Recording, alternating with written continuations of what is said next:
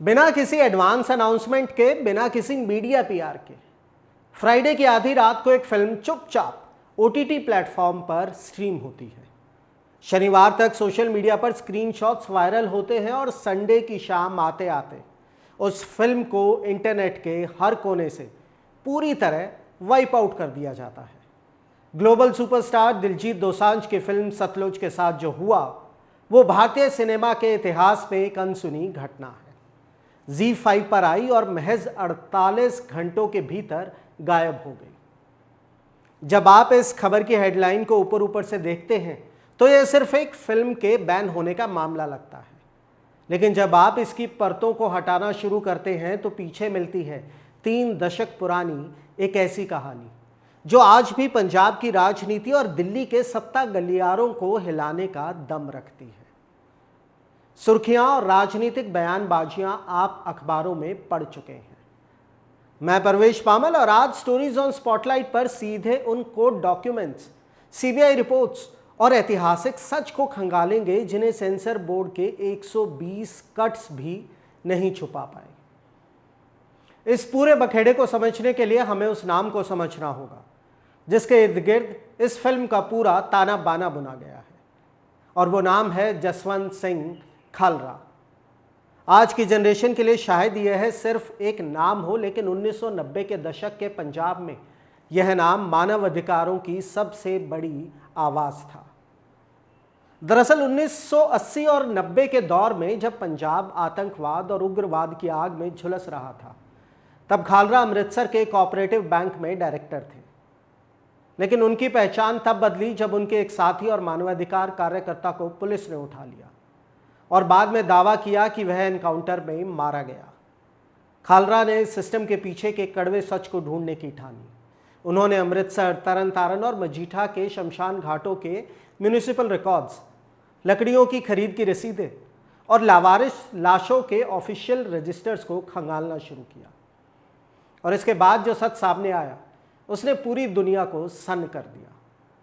खालरा ने बाकायदा दस्तावेजों के साथ यह साबित किया कि पंजाब पुलिस ने लगभग 25,000, ध्यान दीजिए 25,000 ऐसे नौजवानों को गैर कानूनी तरीके से उठाया, उन्हें फेक एनकाउंटर किया और बिना उनके परिवारों को बताए उन्हें लावारिस घोषित कर चुपचाप जला दिया। यह कोई यांत्रिक या सियासी नैरेटिव नहीं था। जनवरी 1995 में खालरा ने सारे फैक्ट्स इंटरनेशनल मीडिया और ह्यूमन राइट्स ऑर्गेनाइजेशंस के सामने रख दी। उन्हें धमकियां मिलनी शुरू हुई, लेकिन वो पीछे नहीं हटे और उसका नतीजा उन्हें 6 सितंबर 1995 की सुबह भुगतना पड़ा। जब वो अपने घर के बाहर कार धो रहे थे, उन्हें पंजाब पुलिस की वर्दी में आए कुछ लोग जबरन उठा ले गए। इसके बाद जसवंत सिंह खालरा कभी वापस नहीं लौटे। बाद में जब इस मामले की जांच सीबीआई को सौंपी गई तो परतें खुली कि खालरा को प्रताड़ित करने के बाद उनकी हत्या कर दी गई थी। साल 2005 में पटियाला की स्पेशल सीबीआई कोर्ट ने 6 पुलिस अधिकारियों को इस अपहरण और हत्या के जुर्म में दोषी पाया, जिसे बाद में Punjab and Haryana high court और सुप्रीम कोर्ट ऑफ इंडिया ने भी बरकरार रखा। यानी सिनेमा के पर्दे पर दिलजीत दोसांझ जिस किरदार को जी रहे हैं, उसकी बुनियाद देश की सबसे बड़ी अदालत द्वारा वेरीफाइड और सील्ड सच पर टिकी है। शायद यही वजह है कि इस फिल्म का सफर पिछले 4 सालों से एक लीगल बैटलफील्ड बना हुआ था। दरअसल फिल्म का ओरिजिनल नाम था पंजाब 95। मेकर्स जब इसे central board of film certification यानी सेंसर बोर्ड के पास ले गए तो बोर्ड ने इसमें 1-2 नहीं बल्कि पूरे 120 से ज्यादा कट्स लगाने की डिमांड रखी थी। यहां तक कि फिल्म का नाम बदलने और जसवंत सिंह खालरा के किरदार को पूरी तरह हिस्टोरिकली मॉडिफाइड करने को कहा गया। मेकर्स इस सेंसरशिप के खिलाफ बॉम्बे हाई कोर्ट तक गए, लेकिन फिल्म का थिएटर रिलीज अधर में लटका रहा। इसी साल इस डेडलॉक को तोड़ने के लिए मेकर्स ने एक ऐसी स्ट्रेटेजी अपनाई जिसे ग्लोबल सिनेमा में गुरिल्ला रिलीज कहा जाता है। बिना किसी टीजर, बिना किसी मार्केटिंग बज के फिल्म का नाम बदलकर सतलुज किया गया और इसे सीधे ओटीटी प्लेटफॉर्म ZEE5 पर ड्रॉप कर दिया गया। मकसद साफ था, सेंसरशिप की कैंची से पहले यह कहानी सीधे पब्लिक डोमेन में पहुंच जाए।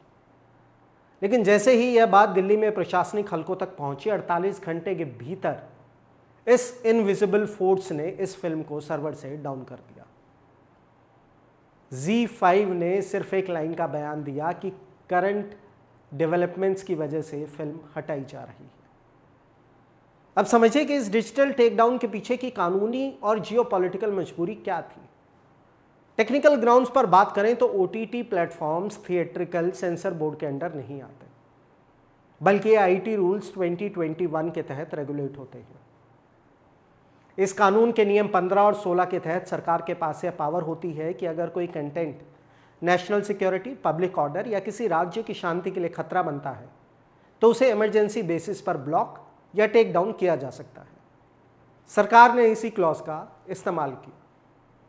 फिल्म तो हट गई, लेकिन इसने पंजाब की राजनीति की उन फॉल्ट लाइंस को दोबारा एक्टिव कर दिया है जो काफ़ी समय से शांत थी। श्रोमणी अकाली दल के अध्यक्ष सुखबीर सिंह बादल, कांग्रेस के सुखपाल सिंह खैरा और आम आदमी पार्टी के सांसद मलविंदर सिंह कंग ने एक सुर में इसे क्रिएटर की आज़ादी पर सीधा हमला और इतिहास को दबाने की कोशिश बताया। श्रोमणी गुरुद्वारा प्रबंधक कमेटी यानी SGPC ने भी फिल्म की स्क्रीनिंग को जायज़ ठहराते हुए इसका पुरजोर समर्थन किया, जबकि दूसरी तरफ फिल्म इंडस्ट्री की रेगुलेटरी बॉडीज जैसे कि FWICE का मानना था कि कलाकारों को ऐसी हाइपर सेंसिटिव स्क्रिप्ट्स पर काम करते वक्त नेशनल सेंटिमेंट्स और सोशल पीस को सर्वोपरि रखना चाहिए। लेकिन इन सब के बीच सबसे बड़ा काउंटर रिएक्शन खुद दिलजीत दोसांझ की तरफ से आया। उन्होंने इंस्टाग्राम लाइव पर बेहद बेबाकी से कहा कि वो इस अंजाम के लिए पहले से तैयार थे। उन्होंने अपने उन फैंस को एक्नॉलेज किया जिन्होंने फिल्म को डिलीट होने से पहले ही आर्काइव या डाउनलोड कर लिया था, क्योंकि उनका सीधा तर्क था कि आज के डिजिटल एरा में अगर कोई कहानी एक बार हवा में आ जाए यानी नेट पर आ जाए तो उसे पूरी तरह मिटा पाना किसी भी अथॉरिटी के लिए मुमकिन नहीं है। सतलुज का यह पूरा एपिसोड अब सिनेमा की सीमाओं से कहीं आगे निकल चुका है। यह मामला अब दो ऐसे सिद्धांतों के बीच आकर खड़ा हो गया है जहां दोनों के पास अपने अपने पुख्ता तर्क हैं।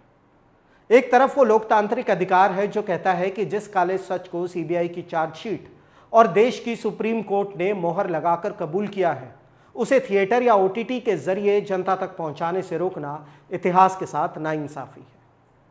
वहीं दूसरी तरफ राज्य की वो जिम्मेदारी है जो कहती है कि किसी भी संवेदनशील टेरिटरी में शांति, अमन चैन और कानून व्यवस्था बनाए रखना किसी भी सिनेमाई अभिव्यक्ति से कहीं ज़्यादा ज़रूरी है। ऐसे में दो अहम सवाल खड़े होते हैं जिन पर आपका नज़रिया बहुत मायने रखता है। पहला यह है कि जब देश की न्यायपालिका किसी कड़वे इतिहास पर अपनी अंतिम मोहर लगा चुकी है तो क्या फिर उसे पब्लिक ऑर्डर के नाम पर जनता से छुपाया जाना सही है?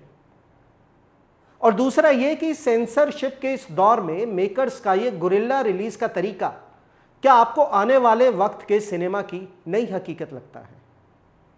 इन दोनों पहलुओं पर आप क्या सोचते हैं? अपने विचार कमेंट सेक्शन में जरूर बताइएगा। मैं परवेश पामल, आप देख रहे थे स्टोरीज ऑन स्पॉटलाइट। जय हिंद। चुनावी वादों का वड़ा पाव, अर्थव्यवस्था का भरता, गर्मा गर्म मुद्दों का चटपटा विश्लेषण, व्यंग का तड़का with a bit of serious discussion. हर हफ्ते special episodes, stories on spotlight with Parvesh पामिल, only on Rapid Leaks YouTube channel.